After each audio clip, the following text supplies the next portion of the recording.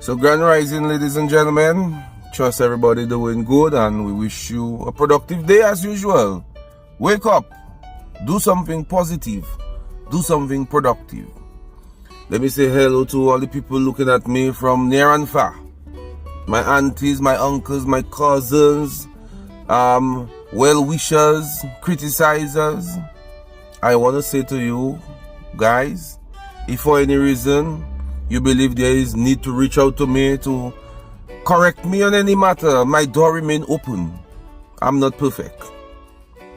If you feel I should have articulated something differently, reach out to me. I will embrace your counsel. So ladies and gentlemen, yesterday the UPP declared their candidate for the Roseau South constituency, and that is Miss Eidlyn Harris. Now this may have come as a shocker because it's at least 18 to 24 months, or at least 18, we have been hearing through the grapevine or the orange vine or the apple vine that Miss Eidlyn may be the candidate for the United Workers' Party. So much so, when Miss Eidlyn Harris was stepping out, she stepped out in confidence. I believe she visited the Silver Lake community and she was decked in blue from top to bottom, as you can see, looking, spiffy. However, as time passed on, we saw her doing works in the community with her lead press attaché, that is the man Timal. We saw a video of a beach cleanup, and we encourage those things. Whether you are going to be a candidate or not, if you believe you can influence people, motivate people to do a cleanup campaign, or whatever it is, politics should not be the factor that is encouraging you to do something positive in your community. So we saw Timal providing us with video footage of the beach cleanup, and he would have articulated that it is Eidlyn Harris for the United Workers' Party. But yesterday, the 1st of July, it was declared that she will be the candidate for the UPP.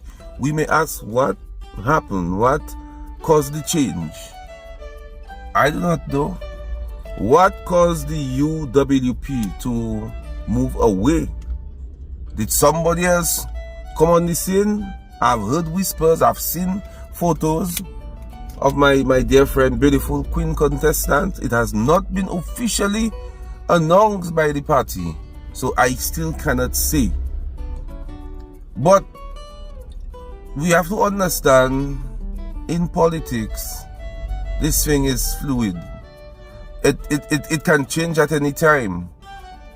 So we do not know what happened. I am not going to speculate. I just trust if Miss Harris was sidelined, it was done in a proper manner. Because if, for example, I am doing work in Mahu, and I have to use my constituency because that's where I'm from. If, for example, I'm on the ground in Mahu, so I'm in Sibuli, I Masak, I Kinfield, Benawavin, I walk in the streets because I've been identified as a possible candidate.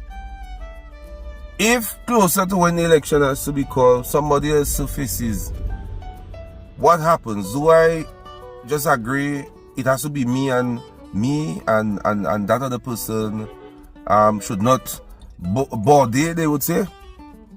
Or do we allow the democratic process to go through? The UWP will advise on the candidate selection.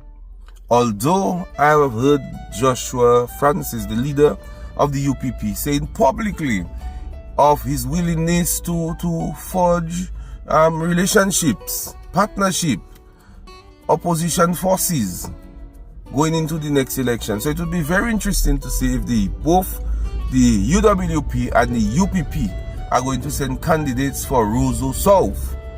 If that happens, I think I will make it a bit easier for the incumbent. I am just saying that.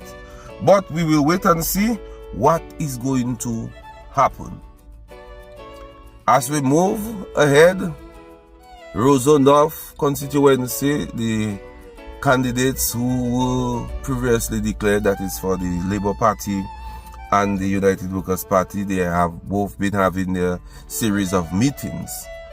But I've just learned that Munsewe is going to make a bid. Well, not Munsewe, but I mean, he's part of the Munsewe crew.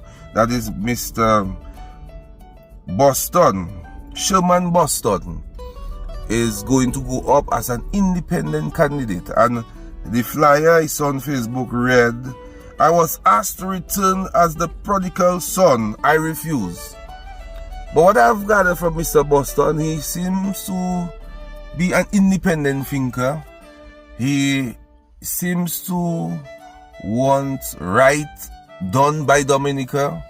He is not much of a man aligned to any party. Yes, he may have been sympathetic to maybe a party of his choosing. But what I have seen, the utterances is to be more people focused than party focused. So Mr. Boston, again, like you did with the Roseau City Council, I wish you the very best with the Roseau North by-election.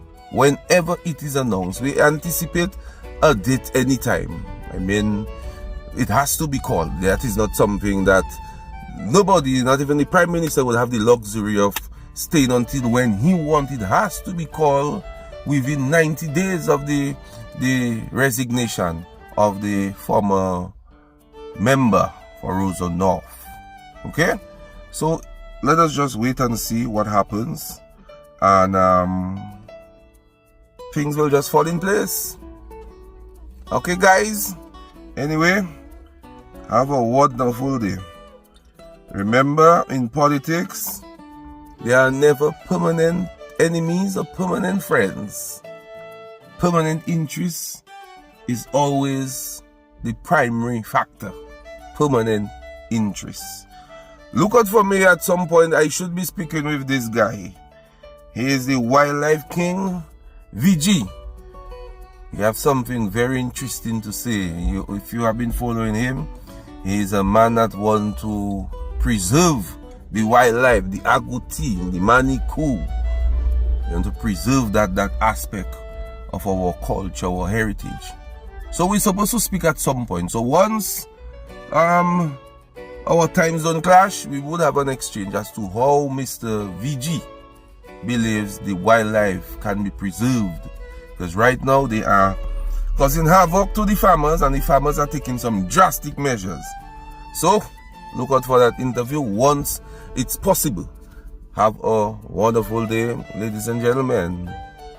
Remember, I have my own party, the Dominica Rejuvenated Party. You know, we need funding, we need candidates, we need a number of things. Yeah. Big up all yourself.